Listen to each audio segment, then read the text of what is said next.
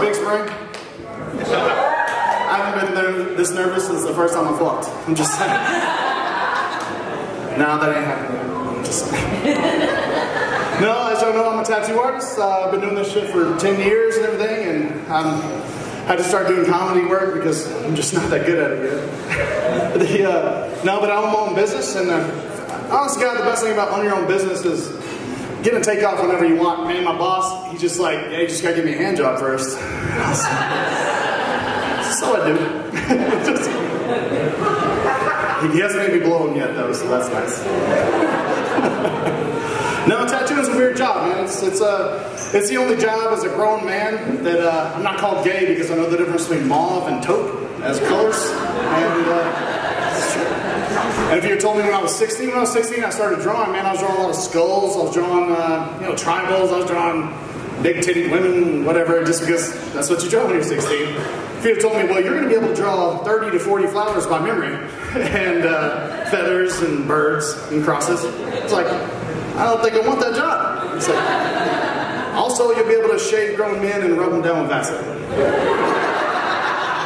And I was like, I'll give it a try. So, anyway, no, I was like, it's a rare job. It's a rare thing as a straight man where you can know the difference between 30 different flowers. I was with my brother. It's not a job skill. And I was with my brother in HEB in Lubbock, and they have this large flower arrangement. He's walking by and he says, I should get my wife some flowers. I'm like, dude, that would be a good idea. And you could take some of these chrysanthemums, you could take some peonies, put it in the back. You get some baby's breath out here, you can a couple roses and you frame it up, and they have some twine, you can tie it all together. And my brother just looks at me and goes, well, look at you. And I was like, why can't you just let me love you? And I throw him at him and walk off and give him some fucking wine. Anyway, I meet him out in the car and he's got this deal of roses. He's like, they are nice. It's like, she'll love them. They'll be great. No, I do have a great job though. It's one of the few jobs that you can have where a woman will cross a room in a public place, pull her shirt up, pull her tits out, and say, what can you do with this? And I'm like, motorboating comes instantly to mind. And it's not that, that's a normal thing.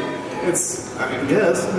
It's always weird though, her boyfriend will be standing right next to her. He's like, what can you do with those, bro? I was like, I don't know, and I'm trying to be polite, I'm trying to listen to the conversation, because she has this rose something with a name that's been covered up with something or other, and she's like, well, can you fix this?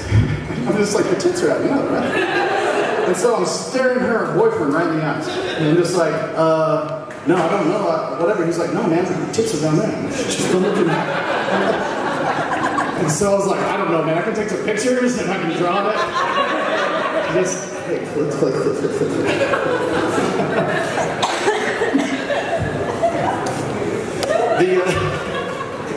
Yeah, I'm a drunk. I don't know if you know that. I did drink 6 of these before I got here. I've had 3 in a shot. I'm still shaking. No, it's the hardest part about tattooing is the only reason people don't get tattoos really is either 2 reasons: they're not drunk enough to get one at their cousin's house in his kitchen, or they can't afford it to get it from a professional like me. And so people always come up with weird payment systems. It's one of the few bartering systems left in America, man. If you're a mechanic or a prostitute, you can get by. And, no, I mean my car. I got my car for doing a chest piece on a guy, I'm not lying, it's a true story. I paid bills. I paid my rent. Was like, man, I told my landlord, sir, I can't pay my rent. I don't have any tattoos coming in. He's like, oh, you do tattoos? I'm like, I sure do. He's like, can you fix my daughter's tits for me? Yes, I can. Anyway, no, I had a female come up to me and she said, would you take a blowjob for a tattoo? And I was like, yes, but you have to give me the blowjob first, and as good as the blowjob is, I will give you a tattoo that's worth it. And she's,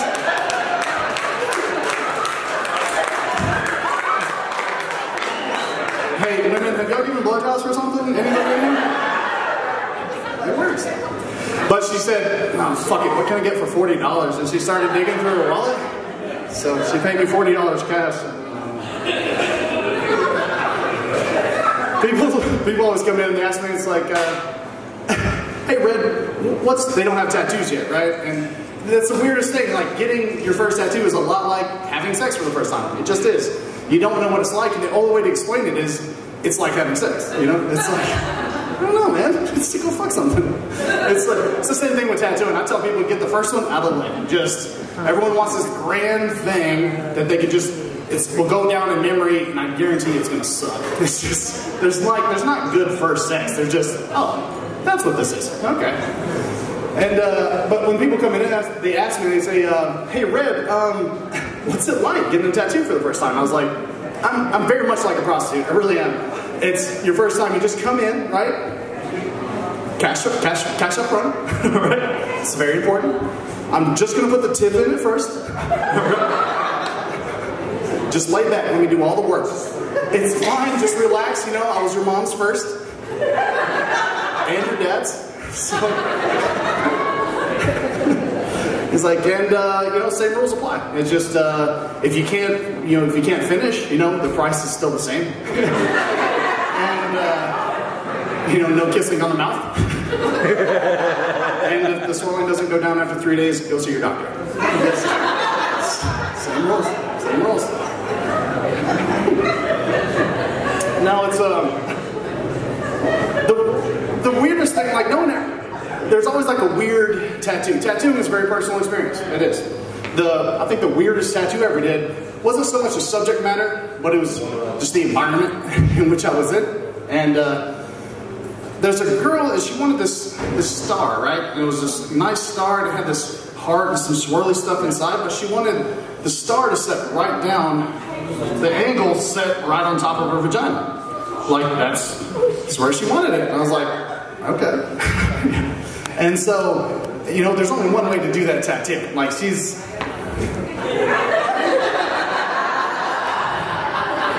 So I nuzzle in.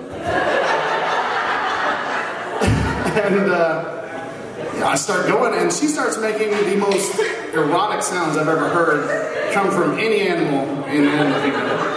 And also the most horrific sounds at the same time. And it's not so much that's going on, you know, it's just, fuck yes, fuck yes, fuck yes, no, ah, fuck me. And that was weird enough, I guess, but, and I was 22, so you can imagine, I'm having the time of my fucking life. I've never made, to this day, never made a woman make those sounds.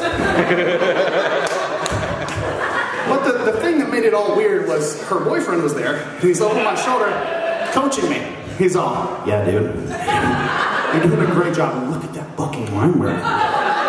Get in there, bro. Fuck yeah. Yes, just like that. Just like that. Then he grabbed my shoulder.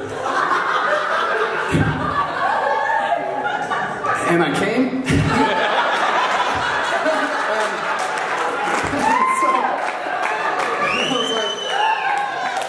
I didn't tell him though. I can't let him do that.